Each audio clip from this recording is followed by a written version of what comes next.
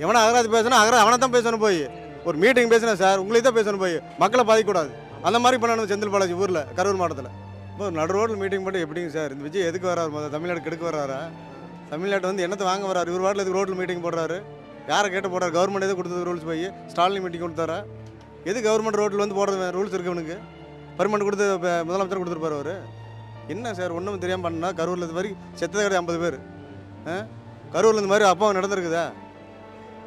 யாருன்னா கண்டுபிடிக்கிறது சொல்லுங்க பார்க்கல. இப்போ செந்தில் பாலாஜி கண்டுபிடிக்கிறதா, அமைச்சரை கண்டுபிடிக்கிறதா? எப்படி திடீர்னு சாகிறதா? கரண்ட் ஆஃப் பண்ணுறாங்க திடீர்னு. இறந்தது கண்டுபிடிக்க முடியல. என்ன ஆட்சி நடத்துகிறா சொல்லுங்க பார்க்கல? கரூர் மாவட்டத்தில் செந்தில் பாலாஜி, இத்தனை செந்தில் பாலாஜியே காரணம். இந்த ஊருக்கு கரண்ட் ஆஃப் பண்ணுறது என்ன காரணம் இருக்கு? இந்த ஆட்சியோட அம்மாவை கொண்டு போட்டு இதுக்கு போனார். இன்னும் வீர கலைஞர் கொண்டு போயிருக்காரு பேர் செந்தில் பாலாஜி. மனசாட்சியோடு நடக்கிற நம்ம கரூர் மாவட்டத்தில். எவனா அகராதி பேசணும் அவனை தான் பேசணும் போய். ஒரு மீட்டிங் பேசினேன் சார், உங்களுக்கு தான் பேசணும் போய். மக்களை பாதிக்கக்கூடாது. அந்த மாதிரி பண்ணணும் செந்தில் பாலாஜி ஊரில், கரூர் மாவட்டத்தில்.